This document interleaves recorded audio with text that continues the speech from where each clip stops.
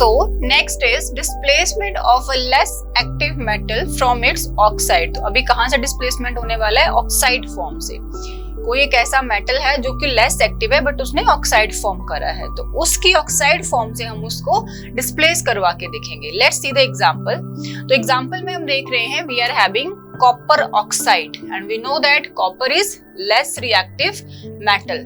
Magnesium के comparison अगर मैं यहाँ लिख देती हूँ आपकी reactivity series,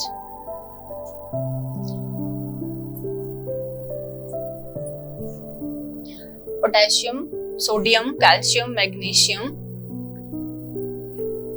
aluminium, zinc, iron,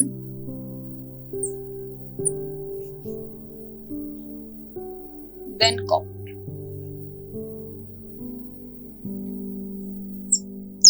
तो इतना लिख रही हूँ जहां तक हम यूज करने वाले हैं, ठीक है। तो you can see copper is here in the reactivity series और मैग्नीशियम कहां पर है? यहाँ पर है। तो which one is the more reactive? Obviously magnesium is more active here. तो क्या होने वाला है जब हम रिएक्शन देख रहे हैं कॉपर ऑक्साइड प्लस मैग्नीशियम, इसमें हाई एक्टिव मेटल कौन है? Obviously magnesium. और ये कौन सा फॉर्म है? कॉपर का ऑक्साइड फॉर्म, कॉपर ऑक्साइड। जब रिएक्ट करवाया जा रहा है एक्टिव मेटल के साथ तो ये क्या करने वाला है? ये अपना ऑक्साइड बना लेगा इधर। Magnesium will form its oxide and displace copper from its oxide. You can see in the reaction also, like this. Magnesium oxide ये अपना ऑक्साइड फॉर्म कर रहा है और कॉपर को फ्री रिलीज कर दिया जा रहा है सॉलिड फॉर्म में। फाइन। तो ये क्या है प्रोसेस हमारा? इसमें भी डिस्प्लेसमेंट हो रहा है बट कौन किसको डिस्प्लेस कर रहा है?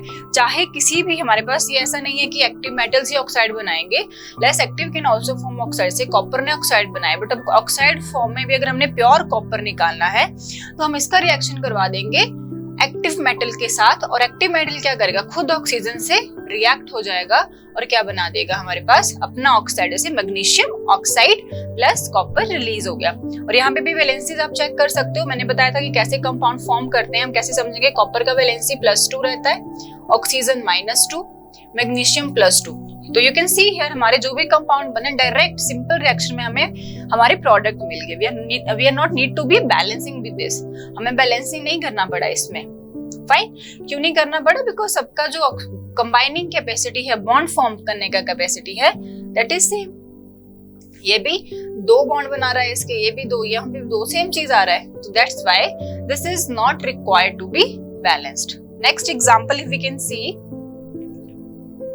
Iron oxide and aluminium. तो इसमें भी हम देख रहे हैं Fe2O3 आयरन ट्राइऑक्साइड और किसके साथ रिएक्शन करवाया जा रहा है? एल्यूमिनियम। तो एल्यूमिनियम का क्या कोफिशिएंट डाल रखा है बेटा? तो अभी हम नहीं डालेंगे, अभी हम बाद में देखेंगे कि हमें कैसे डालना है, because this is balance reaction and here we are just, हम क्या कर रहे हैं साथ के साथ सीख भी रहे हैं कि how we can go with the balancing. तो अभी हमारे पास आयरन ट्राइऑक्साइड है, एल्यूमिनियम से रिएक्ट करेगा। तो you can see here aluminium और आयरन कहाँ है? एल्यूमिनियम एक्टिव है एज कंपेयर टू आयरन। तो ऑब्वियसली ये क्या करेगा? इसको इसके ऑक्साइड से हटा देगा और खुद इधर जाके चिपक जाएगा इसके साथ और इसको क्या कर देगा? फ्री आयरन दे देगा। फाइन। तो let's see the reaction product. You can C like this. Fine. तो यहाँ पे हमारे पास आ गया एल्यूमिनियम ऑक्साइड प्लस आयरन, ये हमारा प्रोडक्ट बन गया। तो अगर बात की जाए तो एल्यूमिनियम ऑक्साइड जो है हमारा दैट इज फॉर्म्ड हियर। तो कैसे फॉर्म हो रहा है देख लिया आपने, डिस्प्लेस किया जा रहा है हाई एक्टिव मेटल से लेस एक्टिव मेटल को और क्या बन रहा है हमारे पास? ऑक्साइड चेंज हो गया, ये खुद उधर चिपक गया, जाके उसको हटा दिया। ठीक है। और इस केस में हमारे पास हमें देखने को मिल रहा है कि यहाँ पे हमने एल्यूमिनियम 1 लिया है, मोलैरिटी इसका 1 है, यहाँ पे 2 हो गया। ठीक है। ये जो आगे लिखा रहता है कोएफिशिएंट, इसका अमाउंट, इसके मोल्स बताते हैं कितने मोल्स हमने लिए हैं। ठीक है। तो अगर देखें एल्यूमिनियम के केस में क्या हो रहा है, यहाँ पे एल्यूमिनियम का वैलेंसी 3 है। Fine. We know that aluminium का valency is 3 first, combining capacity 3+ है इसका। फाइन। एज पर एटॉमिक नंबर 13 then 2 8 3। तो 3 है, तो जब भी ऑक्सीजन से बॉन्ड बनाएगा बेटा तो इसको अपनी स्टेबिलिटी के लिए यू कैन सी हियर, यहाँ पे +3 बन रहा है, यहाँ पे -2 है, बट ऑक्सीजन है कितने 3, तो 3 2 6 एंड 3 2 6, तो दोनों की जो हमारी बैलेंसी होनी चाहिए वो सेम होनी चाहिए। तो इसीलिए पहले यहाँ पे सिर्फ एक एल्यूमिनियम था तो 3 था, तो 3 जो इसके बॉन्ड हैं वो 6 को सेटिस्फाई नहीं कर पा रहे थे, सो दैट्स व्हाई एल्यूमिनियम 2 चाहिए ऑक्सीजन के ट्राई ऑक्साइड के साथ बॉन्डिंग करने के लिए, तो इसीलिए हमें यहाँ पे Al2 फॉर्मूला में मिल गया। फाइन, और अब हमें इसी को देख के इसको बैलेंस करना है। कैसे करेंगे? We can do balancing here by adding 2 here, coefficient डाला, एल्यूमिनियम तो बैलेंस हो गया, बट एक और चीज यहाँ रहती है जो हमारी बैलेंस नहीं है, यहाँ पे आयरन क्या है 2 है, और यहाँ पे आयरन जो हमारा प्रोडक्ट में निकला है 1 निकाला हमने, हमें तो ये पता था ना कि आयरन डिस्प्लेस होने वाला है, तो it can be 2 like this. तो ये रिएक्शन भी हमारा क्या हो गया, बैलेंस हो गया। और हो क्या रहा है, ये हमारी एक्टिविटी सीरीज बहुत इंपॉर्टेंट है, इसी के बेस पे हम देख पाएंगे। समटाइम आपको क्या दिया होगा कि आपको ऐसा रिएक्शन दिया होगा, ऐसे रिएक्शन भी दे दिया जाता है, जैसे लिख दिया आपको जिंक सल्फेट प्लस कॉपर, तो बताओ क्या रिएक्शन होगा। और हम क्या करेंगे, महान बनने के चक्कर में हमें पता डिस्प्लेस ही तो होना है, हम यहाँ कॉपर डाल देंगे, लाके कर देंगे ऐसा हम, बट ऐसा नहीं हो सकता बिकॉज वी नो कॉपर कहाँ है, यहाँ है, तो जिंक को कॉपर डिस्प्लेस कर पाएगा क्या कभी? नहीं कर पाएगा ना, तो यहाँ आएगा नो रिएक्शन। क्या लिखा जाएगा आंसर में? No reaction. बट ऐसा हम सोचेंगे ही नहीं, हम क्या बोलेंगे, अरे करेगा, रिएक्शन आया तो हमें तो इसको डिस्प्लेस कराना है, दैट्स इट।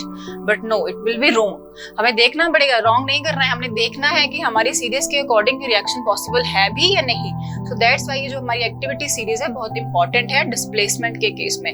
इवन कि मोस्ट ऑफ द रिएक्शंस में हमें ये देखने को मिलेगा कि कौन सा एटम किसको डिस्प्लेस कर सकता है, तभी हम उसका डिस्प्लेसमेंट करवाएंगे। फाइन, तो ये हमारा एग्जाम्पल हो गया displacement of less active metal from its oxide. Oxide से भी उसको डिस्प्लेस कर दिया, एक्टिव मेटल खुद उसके साथ चिपक गया था। देखो, so this reaction of displacement of iron oxide used for welding, जो हम वेल्डिंग पर्पसेस में यूज करते हैं वहां पे ये वाला रिएक्शन टेक्स प्लेस करता है, आयरन और आयरन ऑक्साइड एंड एल्यूमिनियम का डिस्प्लेसमेंट रिएक्शन।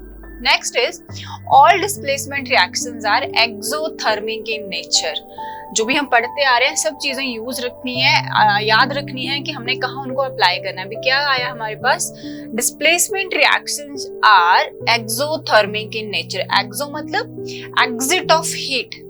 ऐसे रिएक्शंस जब वो टेक्स प्लेस हो रहे हैं तो हीट एग्जिट हो रहा है, नॉट एब्जॉर्ब्ड। और हमारा डिकम्पोजिशन में क्या हुआ था, क्योंकि जो हमने पढ़ा है उसको एक बार रिकॉल करते रहते हैं साथ साथ में। Decomposition endo and combination is again exo. तो all the displacement reactions are exothermic in nature, and in displacement reaction only one element displaces, as we have seen a lot of examples हमने कर लिए। हमने क्या देखा, एक ही element का क्या हो रहा है, एक एटम का डिस्प्लेसमेंट हो रहा है, ठीक है। इन displacement reaction only one element displaces the other element in a compound, hence they are also known as single displacement reactions। मैंने बताया था आपको पहले भी, जब हम प्रैक्टिस कर रहे थे एग्जांपल्स की, तो क्या हो रहा था वहां पे, जब डिस्प्लेसमेंट रिएक्शंस टेक्स प्लेस हो रहे हैं तो हमारा जो वन एलिमेंट है जो कि एक्टिव है वो दूसरे को क्या कर रहा है, जिससे लेस एक्टिव है उसको डिस्प्लेस कर रहा है और उसकी जगह खुद ले रहा है वहां पे। तो इसी वजह से इनको बोला जाता है single displacement reactions. Next is applications of displacement reaction. अब हम कहाँ इनको अप्लाई करते हैं, let's see. Used in metallurgy of silver and gold. Most importantly कहाँ यूज होता है, जब हम सिल्वर और गोल्ड को निकालते हैं उनके ओर से। Metallurgy is extraction of the metals. तो सिल्वर एंड गोल्ड को क्या किया जाता है, dissolved in solution of cyanide. Cyanide के सॉल्यूशन में डिसॉल्व करके to form soluble complex solution, एक कॉम्प्लेक्स सॉल्यूशन बन गया।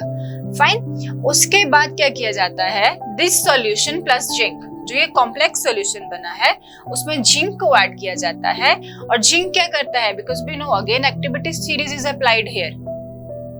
क्या है, potassium, sodium, calcium, magnesium, aluminium. Zinc पहले आता है, देन गोल्ड एंड सिल्वर, ठीक है। तो गोल्ड एंड सिल्वर हमारी नोबेल गैसेस है। गोल्ड, सिल्वर और प्लेटिनम, इनको क्या बोला जाता है, सिल्वर पहले आता है एंड प्लेटिनम, ठीक है। ये जो हमारी मेटल्स का टाइप है ये है हमारी नोबेल। मेटल्स। नोबल मेटल्स मतलब ये इजीली रिएक्ट नहीं करती हैं, वेरी वेरी लीस्ट रिएक्टिव, तभी तो ये कॉस्टली रहते हैं। ठीक है, यू कैन सी सिल्वर क्या है, गोल्ड से थोड़ा सस्ता है, बिकॉज ये थोड़ा ज्यादा रिएक्ट करता है as compare to gold. Gold is more expensive than silver and platinum is most expensive because इनका रिएक्टिविटी नहीं है, ये लॉन्ग लास्टिक है, और ये लॉन्ग लास्टिक है तभी तो इनको ज्वेलरी में यूज किया जाता है, बिकॉज ये जल्दी डिटेरियोरेट नहीं होंगे और इनका कलर चेंज नहीं होगा। फाइन।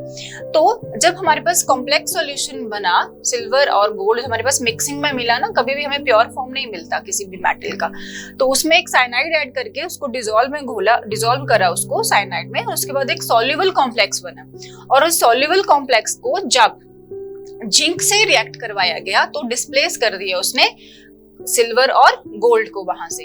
तो ये कहाँ यूज हुआ हमारे पास, metallurgy of silver and gold. Next is